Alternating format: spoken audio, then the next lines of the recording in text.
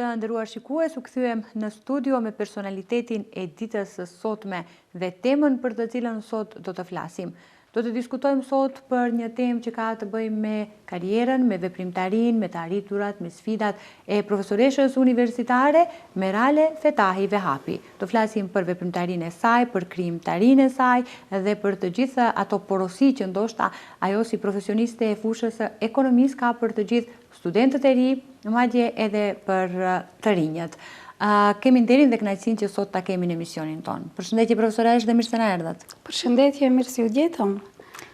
Fillimisht do të doja të kërkoja një falje publike për të gjithë pamundësitë që unë t'i përgjigjem ftesave tuaja të mëhershme, nga se ndonjëherë hapësira kohore ka qenë e pamundur që të menaxhojmë një gjë të tillë, mirë po së fundmi arritëm që të takohemi në studion tuaj, realisht në ditëtarën tuaj publike, që të jemi në bashkëbisedim dhe njëkohësisht të mund të komunikojmë edhe me teleshikuesit. Faleminderit shumë për kontributin tuaj, fal angazhimeve të juaja nuk kemi pasur mundësi që emisionin ta realizojmë më herët, megjithatë do të flasim për këto angazhime pikërisht në këtë emision për cilët edhe theksuat. Atëherë profesoresh, fillimisht është si traditë e emisioneve tona të flasim pak për biografinë e të ftuarve. Pra në disa pika një letër njoftim të shkurtër në lidhje me shkollimin tuaj, arsimimin tuaj, vendin e lindjes, vendin e rritjes. Shumë mirë. Është ndoshta herë e parë që të flasim për biografinë time personale, nga se ndër vite, sidomos pedagogët që punojnë në auditore, flasin për shumë fenomene, flasin për shumë dukuri, flasin për shumë çka tjetër që na brengos dhe na tangon si shoqëri, mirë po për vetveten është e vështirë që të gjejnë hapësirën dhe të flasin. Por pas mundësive, kur ne kemi hapësirat shkencore, që ne duhet diçka të krijojmë për vete, dhe atëherë në verzione në pika të shkurta bëjmë një prezantim të tonin personal. Prandaj do të desha në rend të parë ju them që unë me origjinë jam nga fshati Pirok. Kurse momentalisht jetojmë, veprojmë dhe punojmë në Tetov, ku këtu jam bashkë me familjen, me shoqin tim dhe bashkë me dy vajzat. Shkollimin fillor kam kryer në vendlindje. Shkollimin e mesëm ka kryer në qytetin e Gostivarit, për shkak se që në atë kohë unë jam përcaktuar që të studioj shkollën e mesme ekonomike, të studioj ekonomi, dhe atëherë akoma nuk funksionoshin paralelet ekonomike në Tetov. Nga se pozicioni i tillë geografik është që Piroku është në mes Tetovës dhe Gostivarit, por megjithatë ka qenë shumë më vështirë që ne të mendonim të ustonim në Gostivar, po pamundësitë e shkollimit dhe ekzistimit të institucioneve në atë kohë neve na detyruan që televizim mandej që temase jam edhe mirënjohëse për atë, nga se ndryshe është të studiosh në dy pika të ndryshme dhe mos vazhdojmë me të njëjtin pozicion në të njëjtin qytet, se krijon edhe njohuri dhe mundësi tjera kulturore, shoqëruese, miqësore, kështu me radhë.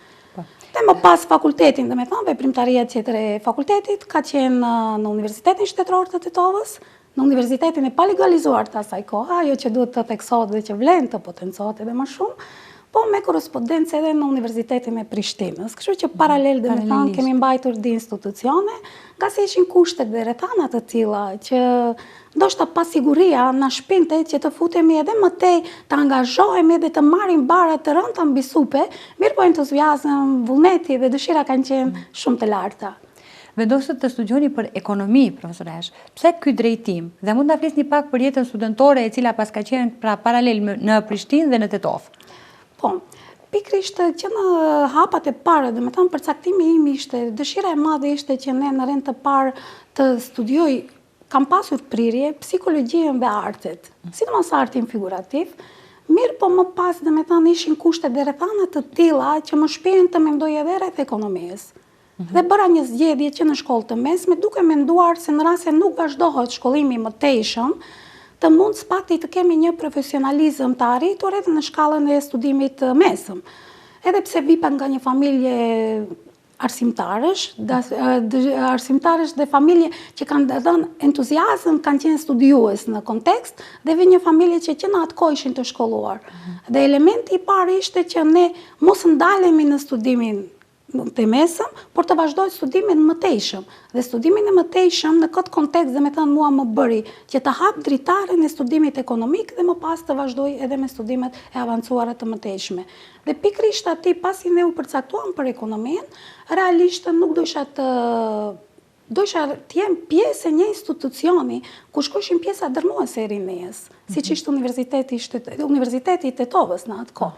Dhe pikrisht aty ishte ajo momenti i rëndësishëm krucial që ne duhet vendosim se çka më andej. Dhe pikrisht unë përcaktova që të mbesi edhe unë në auditore të Universitetit të Tetovës në kohë që ishte. Mirë po, përsa i përket jetës studentore, në atë kohë ka qenë shumë vështirë, dhe me thonë, ne të flasim për jetë studentore, për shkak se ishin kushtet dhe rrethanat të tilla që ne mundshim të themi që bënim studimin në ato kushte minimale që i kishim në dispozicion. Mirë po ishte vështirë të shiqohet segmenti tjetër se çka na ofroshte neve si student në atë kohë. Mirë po sot kam ndryshuar kushtet dhe rrethanat. Mirë po, fatmirësisht, do me thënë atë që nuk mundem ta marrim në moshën e rinisë, si jetë studentore të plotësojmë në vete, ajo personalisht nuk shpërblihem më vonë, sidomos me rrugtimet në fushën e studimeve avancuese më pas, që bëra jashtë shtetit dhe arrita të plotësoj ato, po nuk duhet haruar faktin që edhe gjatë studimeve në Universitetin e Prishtinës, edhe pse ishin studime me korrespondencë, mirë po megjithatë ne kishim atë mundësinë e shoqërimit me student, kishim mundësinë që të jetojsh, veprojsh dhe të jesh larg shtëpisë. Në atë kontekst them që nuk kishim jetë studentore, se përndryshe edhe Tetova kishte jetën studentore, por me ato mundësi që kishim në atë kohë, sidomos në pjesën e lagjeve studentore që ishin, në pjesën e lagjeve te Kurtishi dhe më poshtë që ishin disa hapësira periferike të Tetovës, që t'i quajmë kështu. Profesoresh, kur flasim për studimet, kemi informacione që ju jeni zgjedhur edhe studente ekselente e gjeneratës, një cilësi shumë e mirë, e madhe, le t'i themi kjo. Të flasim pak për këtë pjesë, e doni shumë mësimin? Po, pikrisht aty është entuziazmi jonë si student, përkushtimi dhe njëkohësisht të kushtet e pasigurta na bërin neve që edhe akoma më të motivuar që të punojmë dhe të mësojmë.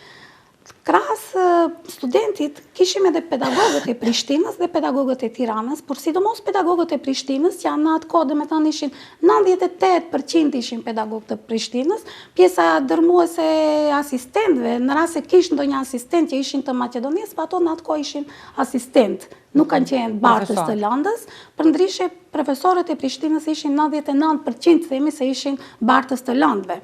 Dhe entuziazmi atyre, përkushtimi atyre dhe puna e palodhur e tyre, që shumë herë tërheqe edhe si një pikë kiçe, që në auditor në ligjerat nuk ishte ligjerat që zgjatte më pak se 4-5 orë, kur vëshin takimet me profesorët në auditore. Dhe kjo na bënte që ne t'i kapim punët edhe më serios dhe të punojmë më tepër. Mirë po, në atë moment, dhe me thonë, fillojnë çdo herë thuhen që në rast se pema fritin e jetë me lulëzim, ne duhet të shijojmë ato frite. Dhe që në vitet e studimit, dhe me thonë, ne filluam që t'i përkushtojmë seriozisht punës, dhe ati unë arrita, dhe me thonë, që të marrim maksimum, të japin nga vetja maksimumin si studente, ka pasur edhe student tjerë të mirë, mirë po të mund të japim maksimumin nga vetja me atë që ne posedonim në bagazhin tonë. Dhe kështu që arritëm, dhe me thonë, që brenda stafit pedagogjik të lëmë për shtypjen që ato të na përzgjedhin, nga se edhe angazhimi në atë kohë ishte me çështjen që kishim me referenca shkencore, që dushim profesorët së pakti minimum 3 profesorë të japin mendimin pozitiv mbi kandidatin dhe ai të përzgjedhet dhe të mbesen në mesin e mësimdhënësve në universitet. Dhe kjo ka qenë elementi që unë pata fatin atëherë me profesorin e njerë, profesorin Skënder Berishën, pastaj kishim profesorin Sabaudin Komoni dhe profesorin Gazmet Lubutenin, që të tre dhe me thamë dhanë pëlqimin e tyre, dhe njëkohësisht ato mi hapën deret edhe më andej edhe në Universitetin e Prishtinës, dhe kështu që karriera ime veprimtaria mësimore shkencore ka filluar shumë herët, që në vitin e 4 të studimeve unë kam qenë pasur fatin që të jem demonstratore në universitet, dhe njëkohësisht për ati edhe të filloj pa ndërprerje të jem pjesa akademike. Pra keni qenë demonstratore edhe në Universitetin e Prishtinës, edhe në Tetovë, apo jo? Në fillim kam qenë në Universitetin e Tetovës dhe më pas me profesorin e njerë Skënder Berishën në London Marrëdhëniet Ekonomike Ndërkombëtare kam pasur mundësi që të ushtroj po të njëjtin rol edhe në Universitetin e Prishtinës, edhe pse atje kanë qenë takimet më të ralla, do të thonë me auditore, nga se ishte pamundur që ne të përcjellim paralele edhe atje edhe këtu ne, nga se këtu kemi pasur një numër shumë të madh të studentëve në vitet e para legalizimit të universitetit dhe angazhimi sidomos si demonstratorëve dhe asistentëve të ri, që më pas kaluam në pozicionin asistentit të ri, ka qenë domethënë tepër i ngarkuar. Nga se pamundësia e profesorëve që të udhtonin çdo ditë dhe të qëndronin në Tetovë, ato ishin një herë në javë, si zakonisht, ose një herë në javë, mvari domethënë organizimi si bashte, mirë po punën kiçe, më të tepër mi e krinin demonstratorët, asistentët ose asistentët bashkëpunëtorë më pas. Po. Profesoresh, të kalojmë tani të flasim pak edhe për tezën e masterit. Ka qenë me titull Balansi i pagesës në Republikën e Maqedonisë, analizë krahasimore me Republikën e Kroacisë dhe të Shqipërisë dhe nga ju dhe merrni gradën shkencore magjistër i shkencave ekonomike. Pse përzgjedhet pikërisht këtë temë për ta punuar? Një temë interesante, një krahasim i jashtëzakonshëm, pse pikërisht këto shtete keni zgjedhur? Po. Tani më rikthehet në kodë, me thënë, sërish të them, gjatë bashkë bisedimit më del shumë çka në memorien time, më rifreskohet dhe më rikthehet. Dhe është e vështirë të di, dhe me thënë, ato pikat nga do të ndalemi, se shumë herë potencoj pedagogi ka një deformim profesional, sidomos ndër vite që krijohet, nuk e kemi problem nga që nisim, po problemi kemi ku të ndalemi dhe nga ta pozicionojmë veten që mos se largohemi nga tema e diskutimit.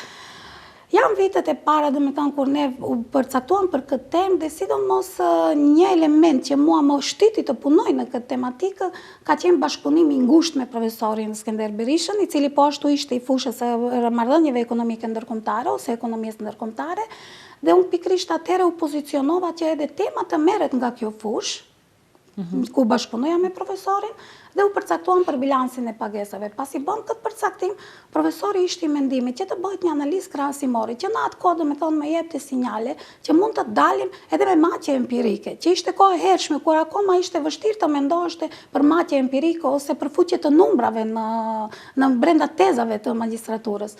Mirë po, një gjë të tillë ne e bëm që në atë kohë, bëm një analizë krahasimore, duke pozicionuar krahasimi, analizën analitikën e këtyre tre vendeve dhe duke nxjerrë në pa edhe pse Maqedonia dallonte, domethënë, për nga Shqipëria dhe Republika e Kroacisë, nga sa ato janë vende që kanë epitete dhe karakteristika tjera që nuk mund të krahasohen me Maqedoninë, mirë po më tepër mbështetja na interesonte deficiti në bilansin tregtar dhe arsitimi i këtij deficiti.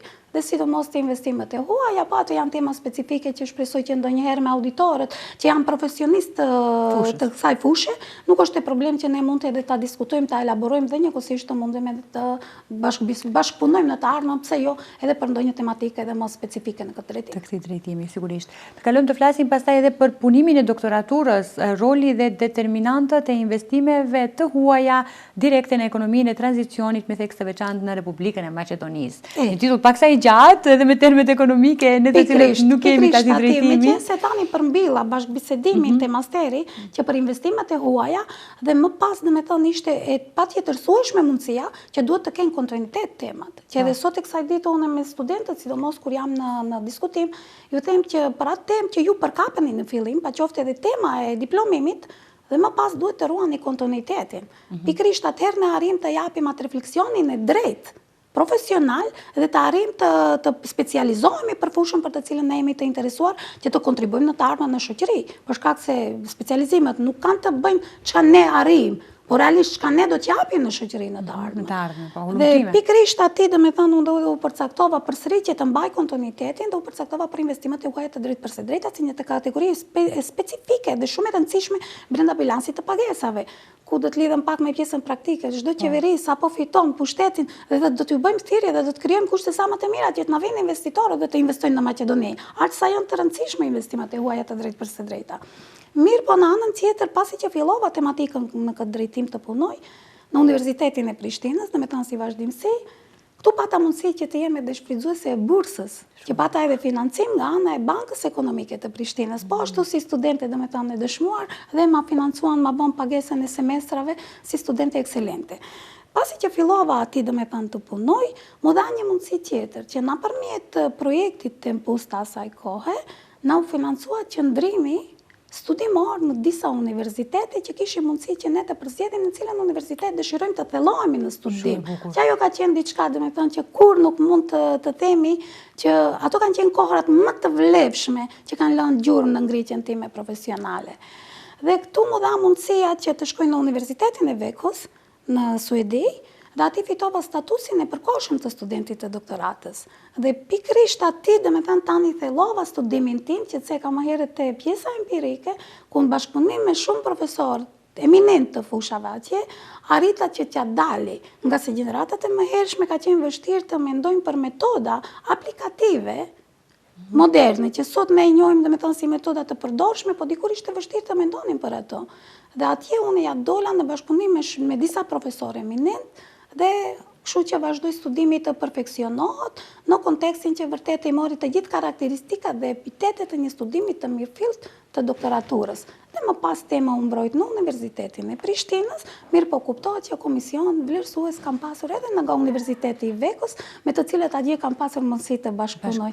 Sidomos, domethënë këtu do të veçoja një mentorin që na ka përcjell gjithkohës, ose mbikëqyrësin e projektit, Harald Nicholson, i cili nuk kursej vetëm dhe ka dhënë maksimumin që ne të përfitojmë në mënyrën më të mirë të mundshme, që momentin që ne të kthehemi në vend të kemi qasje, sidomos në bibliotekën elektronike të universitetit, për shkak të kohës që unë kam shpenzuar atje dhe akoma kemi mundësi të shfrytëzimit të literaturave dhe aksesit që na ka bën të mundshme universiteti në bashkëpunim dhe në sugjerim permanent të profesorëve që kanë bashkëpunuar. Harald Nicholson, Håkan Lukin, Gazi Shukur dhe shumë profesorë tjerë, domethënë me të cilët edhe sot i kësaj ditë unë mbaj komunikimet. Një përvojë jashtëzakonshme akademike, kështu përvojë dhe eksperiencë nuk kishim dëgjuar më herët që të bëni një bashkëpunim të tillë në mes të disa universiteteve për të arritur në hulumtimin që ka të bëjë me temën tuaj të doktoratës. Ju përgëzojmë profesoresh, jo vetëm si studente që keni qenë ekselente, por njëkohësisht edhe si profesioniste e fushës.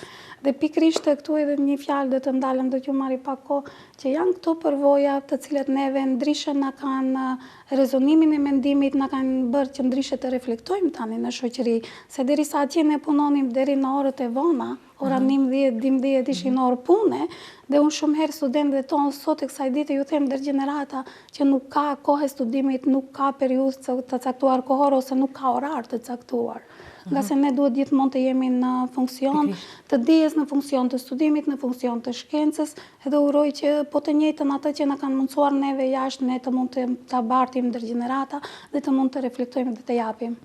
Për këtë do flasim sigurisht edhe në pjesën tjetër për raportin tuaj me gjeneratat e reja dhe studentët e juaj, sa arrini t'i motivoni që të vazhdojnë rrugtimin tuaj, të cilin dhe njëkohësisht vazhdoni që ta keni. Por të flasim pak edhe për këtë libër, që është një gjurmë e pashlyeshme ndoshta në biografin tuaj, por edhe një kontribut i jashtëzakonshëm për shoqërinë. Është libri të cilin ju e keni botuar në vitin 2024, i fundit, emigrimet shqiptare dhe ndikimi i tyre në zhvillimet demografike dhe socioekonomike në Maqedoninë e Veriut. Keni edhe dy bashkë autor të tjerë, por të flasim pak për rolin dhe rëndësinë tuaj në këtë libër, se çfarë përmbajtje ka dhe çfarë ju shtyu që ta botoni. Pikërisht kjo është një libër që unë shumë herë them në rast se dëshiron të masish suksesin, planifikohet ndër vite. Dhe më pas shiqohet që kur arrin qëllimin e planifikuar paraprakisht, atëherë domethënë ka arritur të masish suksesin. Dhe në këtë kontekst, domethënë në këtë libër është investuar një periudhë shumë e gjatë kohore, që minimum mund të them 6 vite që punoj me profesorin, edhe me koautorën time të Ditë Arbresha, pikërisht këtu kemi profesorin Petrit Pollozhani dhe kemi bashkëpunëtorën time Arbresh Ravenin, me të cilën bashkarisht domethënë kemi ecur, kemi bashkëpunuar, kemi pas një bashkëpunim të hatashëm. Ka qenë një bashkëpunim sa që ka qenë i lodhshëm, atë ka qenë motivues, sa që nuk jemi dorëzuar edhe pse harrishim në bariera të shumta, domethënë se është një temë shumë specifike dhe është shumë vështirë që të gjendet që shumicën e studiozëve ju them pikërisht është e mirë që ky libër të jetë iniciues i studimeve të ardhshme në këtë drejtim, nga se janë të mangë literaturat që sot ofrohen në këtë drejtim, sidomos për rajonet tona, nga se tema është shumë e gjerë. Është shumë e gjerë dhe pikërisht edhe nga vetë emërtimi socioekonomik. Ne kemi një temë multiplikative, multidimenzionale që inkorporohet brenda. Dhe është e vështirë ti të ndalesh përsëri edhe këtu temë është e vështirë të bësh atë prerjen e thukt se cila tematika është deri ku i takon ekonomisë, deri ku sociologjisë, dhe deri ku është elemente të tjera demografike. Dhe në këtë kontekst domethënë jemi munduar që ta përmbyllim këtë projekt, por nuk përjashtohet mundësia që të kemi edhe shumë projekte tjera që do të bazohen te po te ky libër dhe të nisen me degëzime të analizave më detajore. Kontributi im krye kaput është të bërë te pjesa empirike, te maqet empirike, ku kemi marrë aty domethënë përpos në libër kemi një pjesë bukur të mirë, pjesa e parë është pjesë e historisë dhe elaborimit detajor mbi emigrimet, sidomos me tekste e emigrimeve shqiptare, pastaj kemi pjesën e maqeve empirike, duke përfshirë 5 vendet ku më së tepërmi shqiptarët emigrojnë, 5 vendet e Unionit Evropian ku më së tepërmi shqiptarët emigrojnë, duke përdorur modelin e gravitetit brenda dhe duke bërë maqe, dhe njëkohësisht kemi metodën e prognozave, duke përdorur probitin dhe probitin si metodë për parashikimin e prognozimeve se çka do të ndodhë me Maqedoninë në rast se bëhet pjesë e Unionit Evropian. Dhe parashikimet janë deri në vitin 2070. Dhe pikërisht këtu domethënë është ajo që librin ton, por këtë libër, këtë tekst që çdo kush mund ta ketë edhe në duart e veta, e bën të dallueshëm, sidomos zbatimi i metodave shkencore që është përdorur brenda metodave empirike, për shkak se nuk ngelet vetëm një tekst teorik i elaboruar, por është edhe me matje, është me argumente, është me fakte dhe çdo burim që është marrë është burim i tekstuar, çdo informacion është burim i tekstuar, edhe pse është shumë problematike që të gjesh të dhëna. Të dhënat, problemin e parë që kemi hasur ka qenë gjetja e të dhënave, sidomos për migracionin shqiptar. Mund të gjesh për migracionin në Maqedoni, por jo nga institucionet, sado që të themi në rast se marrish domethënë të krahasojsh të dhënat zyrtare dhe të dhënat reale që janë në terren, realisht ato kanë një diskrapancë, kanë një jo unifikim të dhënave. Dhe është dashur që një pjesë bukur të mirë të dhënave të përpunohen mirë nga vetë autorët, duke u bazuar në natalitet, mortalitet, numrin e pjekurisë së popullatës, regjistrimet e fundit dhe më pas të nxjerrim konkluzionin që të vim te numrat real, që mos bëjmë ndonjë matje që ngjelet vetëm akrobacione teknike, por realisht të kemi një matje që ajo do të reflekton dhe do të prezanton gjendje reale. Mirë, po nuk do të ndalem atë, për mos ju lodh se këtu ka shumë për të biseduar dhe shumë për të flitur, do të ngelim që ndonjëherë tjetër në ndonjë takim më specifik mund edhe të bashkëbisedojmë dhe uroj që çdo kush që është interesuar mund edhe librin direkt të më kontakton, mundim ta gjejmë librin dhe ta ketë qasjen dhe drejt për së drejtë që dëshirojnë ulëmtuesit dhe studiuesit të merren me këtë tematik, lirisht mund të na kontaktojnë cilën do prej autorëve të librit, ne jemi në dispozicion që t'ju japim një çik asistencë. Por në fakt nuk e kisha edhe pyetje në radhës, këtë libër mund ta shfrytëzojnë vetëm studentët e ekonomisë apo vetëm ata të cilët janë të profesionit ekonomik, ose për të gjithë ne është i nevojshëm? Për të gjithë ne, që unë këtu do të kisha ndajt edhe këtë segment. Ky libër është mirë ta ketë në bibliotekën e vet çdo familje shqiptare. Se përsëri them, është një plak, është një tematik që është e plak e çdo familje shqiptare dhe nuk kemi sot familje që nuk ka ditë emigrant. Të emigruar që janë jashtë, dhe në këtë rast dhe me thënë ato ne mundet s'pak të i fundja pare se janë të inkorporuar se cilët faktor kanë determinuar emigrimin më së tepërmi, dhe prandaj është e mirë të shiqohet dhe me thënë të jetë brenda bibliotekave të familjeve që çdo njeri mund të shohë dhe me thënë se cili element dhe cilën kontekst ai ka gjetur veten që është detyruar dhe me thënë edhe të bëj largimin nga shteti, po njëkohësisht i shohim japim edhe prognozime dhe japim edhe vlerësime se çfarë duhet ndryshuar politik bërësit. Që të mund t'i rikthejmë popullatën në vend, edhe pse është e vështirë, mirë, po megjithatë nuk është e pamundur, atëherë asnjëherë nuk mund të themi diçka është e pamundur. Duhet bërë përpjekje dhe ndoshta arrim edhe te rezultati. Edhe libri kur ka filluar të nis, thoshim është e pamundur t'ja dali. Mirë, po ja, një ditë për ditëve ne jemi para veprave tona dhe sado që themi është e kënaqësi, është edhe përgjegjësi për ato që ne kemi inkorporuar brenda. Prandaj për çdo hap, çdo veprim që bëjmë, duhet të ballafaqohemi, qoftë me kënaqësinë, qoftë me përgjegjësinë, dhe të jemi para auditorit ose para teleshiqësit, që opinionistit që të mund të gjejmë veten aty në kontekstin e kontributit që mund të japim. Sigurisht ndoshta në të ardhmen ndonjë emision do të kishim bërë bashkë edhe me ndonjë ministër të ekonomisë ose të financave, me qëllim që të shohim se atë politikbërjen që përmendët ju në aspektin ekonomik dhe besoj për shikuesit do të ishte shumë e mirë se ardhur. Pa diskutim, është kënaqësi për ne, pse jo mos e pranojmë një mundësi të tillë që të bashkëbisedojmë. Profesor, ky është libri i dytë i juaj me radhë, kurse në vitin 2019 keni botuar dhe një tjetër libër që gjithashtu ndërlidhet me ekonominë, roli dhe determinantët e investimeve të huaja direkte në ekonominë e tranzicionit. Ashtu, me thënë ky libër poshtë lart ka të bëjë me rolin e investimeve të huaja të drejtë për së drejta në ekonominë e vendit, që është një pjesë e studimit të doktoratës, mirë po duke e përditësuar me të dhënat e fundit dhe duke e bërë atë dhe me thënë më kompaktibil rrjedhave aktuale që ndodhin në Maqedoni, sidomos me paraqitjen e zonave të reja ekonomike, dhe ato dhe me thënë pasi u grumbulluan të dhënat u poqën mundësit dhe aty u panë se cili është e roli dhe cilët janë ato faktorë që ndikojnë që të thithim investitorët e huaj dhe cilët janë ato lehtësime, cilët janë munduesit që ne të arrijmë deri te qëllimi dhe objektivi kryesor i ekonomisë në përgjithësi. Po, profesoresh, të ndalemi pak edhe tek botimet dhe punimet shkencore në revista ndërkombëtare dhe njëkohësisht edhe të vendit, edhe të flasim pak për përvojën tuaj në këtë drejtim. Po, pikrisht me thënë ne si pedagog universitar jemi të detyruar që vazhdimisht të kemi publikime, sidomos në segmentin ndërkombëtar, do me thënë në revista ndërkombëtare, dhe njëkohësisht të participojmë, të marrim pjesë në konferenca ndërkombëtare. Por këtu do të veçoj edhe një herë, do me thënë përvojën time ndërkombëtare, sidomos në lëvizjet e disa universiteteve tjera, ku atje unë arrita të marrë edhe fillet e para se çfarë duhet bërë një studiues i mirëfillt. Këtu do të potencoj qëndrimin tim në universitetin në Bruxelles, dhe me thënë në Vrije Universitet, ku atje në pas isha goxha, dhe me thënë ishin vitet e para të karierës time, dhe profesorit që në atë kohë në thonin që ju duhet të shkruni diçka, të bëni diçka, dhe jo të përfundon ajo vetëm si një dorëshkrimi juaj, pa ju të zi vendin në revistat ndërkombëtare, se vetëm atëherë ju do të arrini, dhe me thënë të përforcoheni, se dhe të dilni në sipërfaqe si një si individ i kërkimit, i zhvillimit dhe i ulëmtimit. Dhe më pas po të njëjtën variant, dhe me thënë vazhduam edhe në universitetet tjera, në Stakfordshire Universitet, që po ashtu dhe me thënë aftësimi u bën në fushën e kërkimeve kërkim hulumtimit, duke përdorur metodat të ndryshme. Dhe këto mundësi që ne arritëm t'i marrim nga këto universitete, më pas në dha neve hapësirën që ne të mundim dhe me thënë edhe në të ardhmen të publikojmë dhe të kemi qasje në revistat ndërkombëtare dhe njëkohësisht të participojmë në konferencat të ndryshme. Mirë po tani nuk do t'i numërojmë, sidomos pjesëmarrje dhe publikimet, ka se janë në numër të shumë, po çdo dëgjues, çdo teleshiqjues ato nëse është i interesuar mund t'i gjejtë në biografitë tona, pa mos i lodhur atone. Megjithatë ka ndikuar këto përvoja dhe eksperjenca në ngritjen tuaj intelektuale? Shumë. Dhe me thënë, gjurmët që ne kemi marrë, gjurmët dhe më mirë dhe ta përdori ato në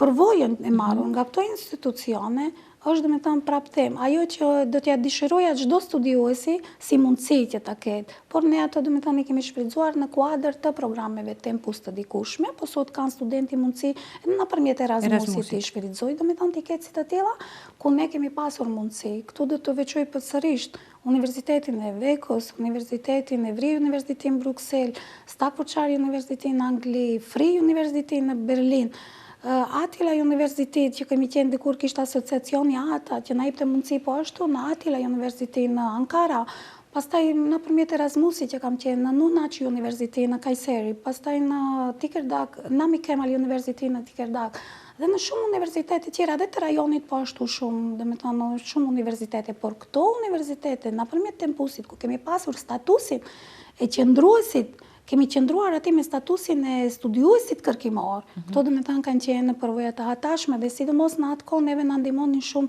në hartimin e programeve të lëndëve studimore.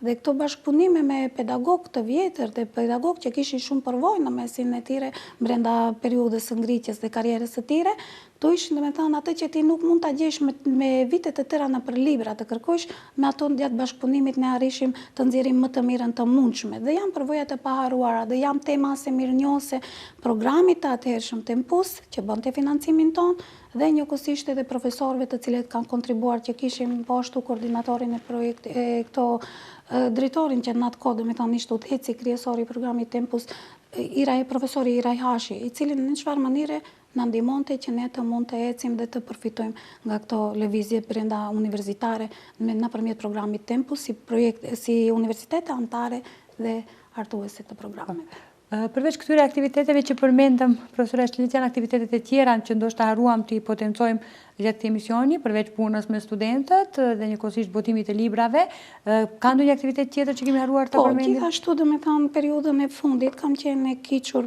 se jeta në auditore, unë shumë herë potencoj them 25 vite në auditor, nuk është e lehtë, do me thënë të mbijetojsh, të qëndrojsh. Por njëkohësisht kam gjetë privilegjin që kam qenë pjesë e auditorit ose pjesë e mësimdhënies në auditor. Po në anën tjetër edhe përgjegjësia është e madhe. Por njëkohësisht pas kalimit të viteve, vish deri në një pikë që të duket, domethënë, nuk ka aq atraksion në rast se ti ngelesh vetëm në një diapazon të japish dhe të marrësh nga ajo hapësirë. Dhe kështu që në kohën e fundit ka që 15 vite jam marrë njëkohësisht edhe me ekspertiza ligjore, sidomos të natyrës materiale, financiare dhe ekonomike, dhe po ashtu edhe ati kam pasur mundësi, domethënë, të përfitoj shumë, sidomos nga ekspertë të fushave të ndryshme që kemi bashkëpunuar në lëndë të ndryshëm, dhe njëkohësisht kënaqësia ka qenë kur ati ballafaqohesh drejt për së drejt me praktikën ekonomike dhe me problematikën financiare të institucioneve të ndryshme. Mirë po ashtu edhe ati kemi arritur të marrim më të mirën dhe njëkohësisht shpresoj se edhe kam dhënë më të mirën. Sigurisht që po. Të përmendim pak raportin tuaj me studentët. Si është raporti juaj ndërtuar me studentët? Është diktatorial, është miqësor, ka një qëndrim profesori me autoritetin e tij dhe studenti me, le të themi, nivelin e tij? Si keni të ndërtuar këtë raport? Pikërisht me studentin jam munduar të ndërtoj një raport shumë miqësor. Sidomos tani që nuk e kam problem. Në vitet e para të angazhimit, ishte problem nga se mosha ishte shumë e parafër, domethënë. Unë kisha komunikimin dhe bashkëpunimin me moshatarët e mi, ose në rast se dalim në prizmin analizës me Universitetin e Prishtinës, atje kishim student që ishin 2-3 fisht më të moshuar se sa unë. Realisht, domethënë, ti bisedojshe me dikën që ishte në moshën e prindit tim. Mirë po tani me kalimin e kohës e diferencimi i moshës bëhet. Dhe sot është e kënaqësi për mua që unë kur bashkëpunoj me studentin thjesht e shoh atë si fëmijën tim. Dhe është mundësia që unë atë tamam ta trajtoj në një mënyrë ndryshe, po njëkohësisht edhe ai të ndjehet shumë i lirë me mua. Dhe për sa i përket raportit bashkëpunues, është një privilegj i veçantë, i cili do pedagog. Punë më të këndshme se sa të punojsh në auditore nuk ka. Është një privilegj nga se ti punon me rinien, ti punon me gjeneratat e reja. Dhe në çdo moment gjeneratat e reja ti të japin atë pozitivën, ti marrish nga ato pozitivën dhe unë them unë nga ato marri moshën. Japi një urit dhe nga ato marri moshën. Po në anën tjetër, unë duhet të jem pjesë e integruar e problemeve të tyre. Dhe çdo herë mundohem që mati jo vetëm të jap, por edhe të marë. Dhe bashkëpunimi jonë të jetë i tillë që edhe ato të ndjehen të vlefshëm në auditor. Dhe interaktivitetin që unë përdor tani metodat që kanë ndryshuar, sidomos pas periudhës së pandemisë, që sot kemi para vetës gjenerata që ndoshta ne duhet të reformohemi si pedagog, por unë paralel reformimit tim kërkoj që edhe ato të reformohen. Dhe çdo herë të arritë ato të mbjell aftësitë analitike, aftësitë komunikuese dhe mbi gjitha mendimin logjik mbi problematikat. Por mos me thënë që të ato unë të mbjelli edhe mendimin kritik dhe të jemi të hapur në momentin që ti do të japish atij mundësi që të shpreh në lepezën e mendimeve dhe bashkëpunimeve, të shpreh mundësitë e veta dhe njëkohësisht të pranohet për kritikat që jep. Realisht ne atëherë ja kemi arritur qëllimit. Se ne nuk mund të atone t'i kufizojmë, përpos që ne duhet ato të riorientojmë, riorganizojmë dhe t'u japim mundësi që ato të japin maksimumin, të jenë më produktiv, më efektiv në fushën ashtu siç janë. Ne mund disi të ndikojmë tek ata, t'i ndryshojmë në çfarë mënyre, po jo të bësh ndryshime rrënjësore, se nuk mundesh ti të ndryshosh individin, ti sot ke auditor, ke studentin, nuk e ke nxënësin të pranishëm. Dhe prandaj them është e fati im që unë ndër vite, domethënë kam mundur të përcjelli dhe shumë herë them mos harrojmë që të jesh një vit në auditor, të unë jam 25 vite. 25 vite në auditor janë 25 gjenerata. Dhe virtytet dhe gjurmët tona, unë i vrej në çdo institucion, nuk ka kënaqësi më të madhe, se ngadoj që kam pasur rast që kam trokitur në një derë institucionale të institucioneve të larta. Dhe ati më del studenti im, po ne kemi pasur mesin e tonë 3-4 ministra, zavendës ministra, kemi pasur drejtor, kemi pasur dhe nuk ka kënaqësi më të madhe kur ti vren fritin tënd, produktin tënd e vren gjithandej në shoqëri. Dhe prandaj cekja atë se përpos që ne themi jemi të privilegjuar, ne jemi edhe me përgjegjësi. Nga se çdo veprim i joni në çdo kohë është i matur dhe çdo veprim i joni shoqëria ka mundësi të ndjejë atë dhe ta përjetojë atë. Dhe prandaj duhet të jemi shumë të kujdesshëm në atë çka ne veprojmë dhe në atë çka ne ndërtojmë. Se nesër pas nesër do jemi pjesë e fajsisë edhe vetë ne si pedagog. Në rast se nuk bojmë dhe nuk japim maksimumin që të mund studentin ta perfeksionojmë deri në atë mundësi sa ne mundemi. Po, do me thënë atë raport ose atë përkrahje që keni pasur ju nga profesorët tuaj universitar, tani e keni edhe ju me studentët tuaj, përkrahni, mbështesni dhe jeni shembulli mësimdhënies, kështu kemi dëgjuar edhe nga studentët e ekonomikut. Faleminderit shumë për të fjalë të mira. Shpresoj që të qëndroj besnike deri në fund, aq sa do të mundem. Sigurisht, që po. Cilat ishte porosia për studentët edhe për të rinjët, atë që e tham deri më tani, po megjithatë ndoshta keni ndonjë këshill kështu publikisht për të gjithë ata të ri që duhet të ndjekin gjurmët tuaj, që duhet të bëhen të zotit e vetes në të ardhmen, edhe njëkohësisht të jenë profesionistë të mirë të fushës së ekonomisë. Megjithatë, së pari unë uroj që studentët e mi të bëhen shumë më të mirë se sa ne. Kur do arrijmë që ato të bëhen shumë më të mirë se sa ne ja kemi arritur qëllimit. Kjo është më rëndësi. Dhe së diti çdo herë studenti im të investojë Jo në stade afat shkurte, por në stade afat gjate. Në stade afat gjate është ai të investojë në vetvete, nga se sot mundësitë janë shumë më të hapura se sa dikur që kanë qenë, po njëkohësisht mos lakmohen mbas gjërave të cilat janë të mira materiale, por të jenë të mira të mendjes, të jenë të mira të dijes dhe mbi gjitha të jenë të mira të reflektimit, që të dim nesër pas nesër edhe ne si shoqëri ku na ka ikur koha, ku kemi investuar dhe mbi gjitha le të na bojnë edhe ato neve një vrejtje kritike, se çfarë duhet ne të bëjmë që atyre të krijojmë mundësi dhe komoditet që ato të ecin në stade të larta dhe mbi gjitha të arrijnë majet aty ku duhet ne t'i presim dhe ku duhet t'i shikojmë në të ardhmen.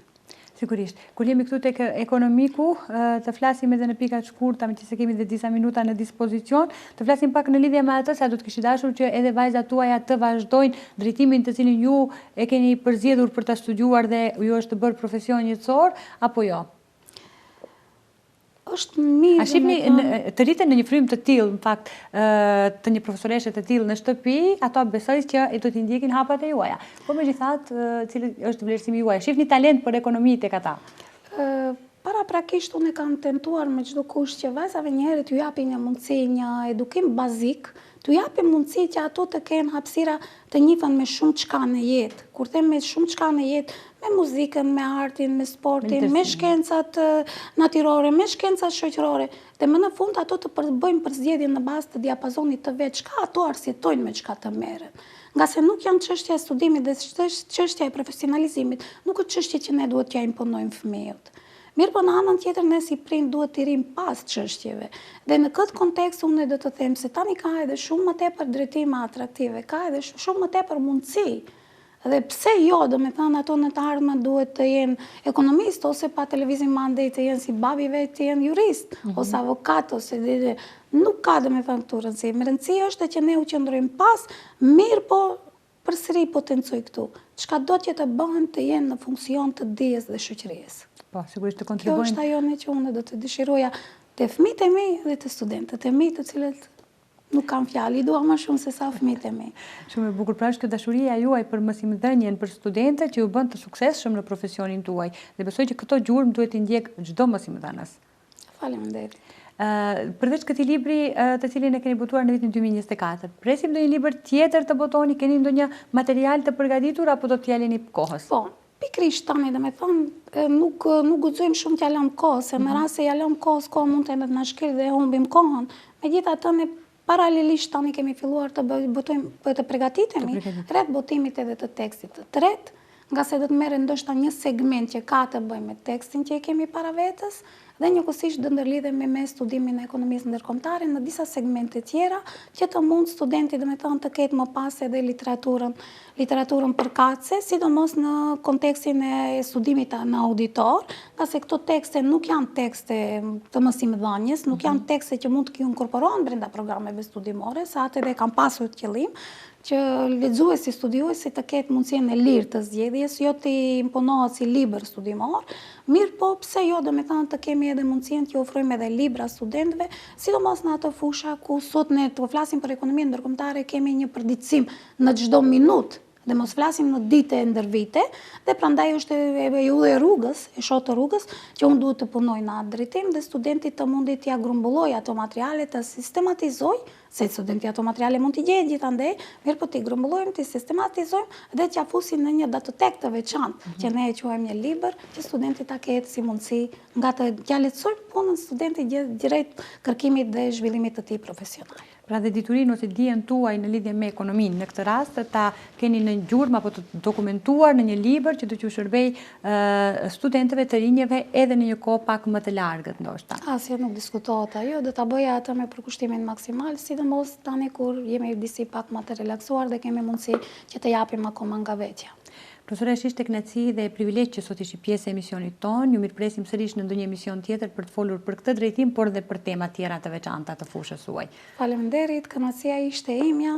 Shpresoj që me këtë bashkëbisedim që ne kemi pasur në disa tematika, që kemi prekur shumë tematika sot, uroj që teleshiqyesi të jetë i kënaqur nga ky bashkëbisedim, të jetë i plotësuar, dhe pse jo në të ardhmen të dalim në diskutime që do të jenë më atraktive, sidomos në kontekstin e temave ekonomike, që sot i kemi të panumërta dhe gjithandej ka ku të kapemi dhe nga çfarë të flasim mbi të, nga se ato janë tema që prekin dhe njëkohësisht janë përditshmëri e çdo qytetari. Dhe atin duhet të japim bushtaj dhe kontributin tonë më të thukët, qoftë si studios, qoftë si pedagog, po mbi gjitha edhe si qytetar, pse jo se edhe ne jemi qytetar, pjesë e shoqërisë. Dhe megjithatë profesoresh ju përgëzoj edhe për oratorinë tuaj të mrekullueshme, për rrjedhshmërinë në daljen tuaj publike. Faleminderit edhe një herë që ishi pjesë e emisionit tonë. Faleminderit shumë. Faleminderit. Të nderuar shikues, ishte kjo pjesa me personalitetin e ditës. Kemi pasur nderin që të kemi profesoreshën universitare, profesoresh Meral Fetahi Vehapi, me cilën kemi folur në lidhje me veprimtarinë e saj dhe pjesën akademike. Dhe kaq këtu do të ndahemi për të takuar sërish nesër në po të njëjtin termin me tema të tjera dhe të ftuar të ri. Deri atëherë mirupafshim.